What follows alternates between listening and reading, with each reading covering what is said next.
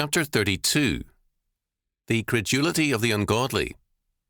John chapter 10, verses 17 to 21. Therefore doth my Father love me, because I lay down my life, that I might take it again. No man taketh it from me, but I lay it down of myself. I have power to lay it down, and I have power to take it again. This commandment have I received of my Father. There was a division therefore again among the Jews for these sayings, and many of them said, He hath a devil, and is mad. Why hear ye him? Others said, These are not the words of him that hath a devil. Can a devil open the eyes of the blind? John chapter 10, verses 17 to 21. Our Lord, in these words, speaks of his messianic calling. He is God incarnate, the Good Shepherd. He has come to make atonement for sin. In Acts chapter 2, verses 22 to 36, Peter speaks of Christ's voluntary acceptance of his role as the atoning sacrifice, while at the same time declaring it to be the determinate counsel and foreknowledge of God. God's absolute predestination and the willing response of Jesus are both stressed. This is the plain emphasis of verses 17 and 18. Therefore doth the Father love me, because I lay down my life, that I might take it again. Verse 17. To bring about the restoration of man into God's grace, kingdom, and purpose, God the Son offers himself as the atonement. Hence the Father's love of the Son. Jesus Christ lays down his life that he may take it again. In verse 18 we are told, No man taketh it from me, but I lay it down of myself. Verses 17 and 18 speak of the perfect coincidence of God's predestination and Christ's course of action. There is no compulsion, only perfect agreement. Jesus was judicially murdered, but this is not the point made by the Gospels, which all stress his readiness to submit to an act that had eternal implications. I have power to lay it down, and I have power to take it again. Verse 18. As Hendrickson noted, this is a unique power. No one has a right to lay down his life, but Jesus did have that right. He had the right both to lay it down and to take it again. The word translated as right can also be rendered as authority, freedom, or power. It is a clear statement of Christ's divine power and authority, his rights and freedom. The word is an apt one because Jesus reveals his authority and his freedom. He adds, This commandment have I received of my Father. Verse 18. Through his obedience he opens up eternal life for his people. John chapter 12, verses 49 and 50, compare chapter 14, verse 31.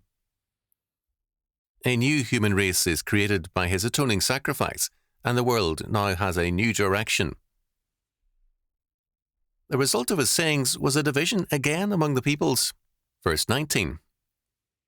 The opinion of some was that he was demon-possessed or mad. Verse 20. Others objected, saying, These are not the words of him that hath a devil. Can a devil open the eyes of the blind? This argument about the nature of Jesus continues today, on different levels, it is true, but with one and the same purpose of denying the deity of Jesus Christ. According to G.H.C. McGregor, both cross and resurrection are part of the Father's commission to the Son. The Son's freedom consists in spontaneously obeying the Father's commandment, for, note how admirable is the connection resulting from the transposition of 29 to 30, I and my Father are one. Compare chapter 17, verses 21 and 22.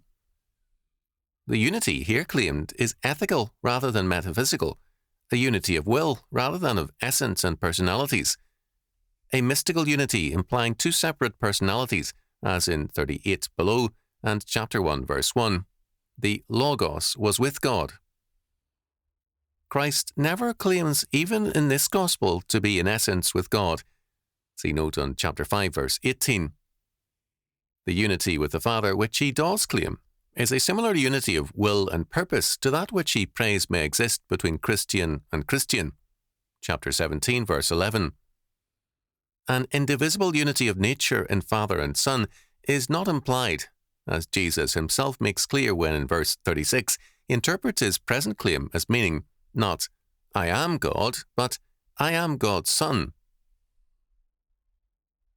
If MacGregor is right, and he is not, then there can be no atonement, because Jesus was, like us, totally human. He simply overlooks the conclusion of John chapter 1 verse 1, the Word was God. There is, for MacGregor, no incarnation, simply a moral union between a man named Jesus and God.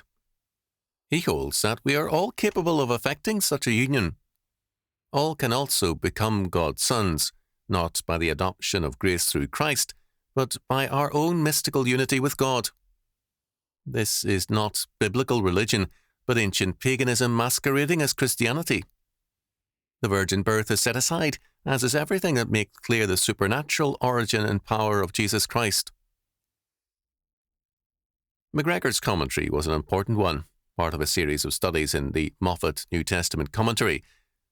So-called scholarship was used to battle historic Christianity, and orthodox Christology was undermined. Any honest reading of the New Testament tells us that Jesus Christ is revealed to us as God incarnate, truly God and truly man. Scholars encourage us to discount the biblical accounts on the grounds of the popular credulity of that era. This is an absurd approach, because people have been gullible in every age, including our own. Anyone glancing at the array of supermarket tabloids, which sell heavily, will soon realize that we have millions of credulous people around us. Similarly, there were skeptics then as now, so that unbelief is not a new problem. To discount the evidence of the New Testament on the grounds of first-century credulity is an evasion of the facts, and it rests on the presupposition that facts are only facts if certain men so decree them to be.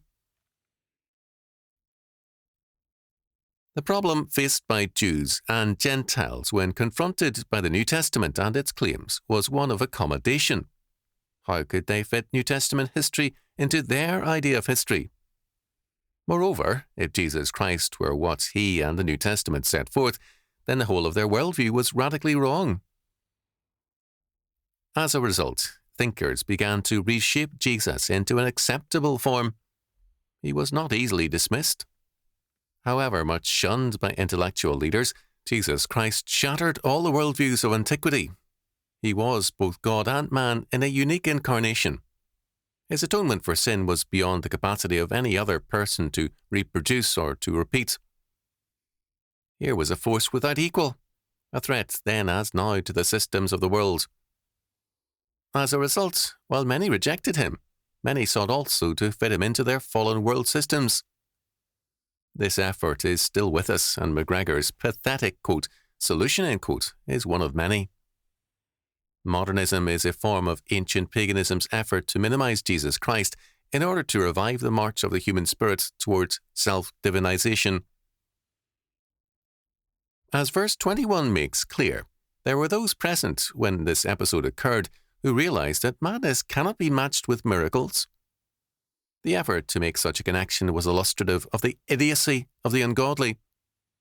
To deny God is to be a credulous fool. If a man refuses to place his faith in the triune God of Scripture, there will be no limit to the lies he will believe.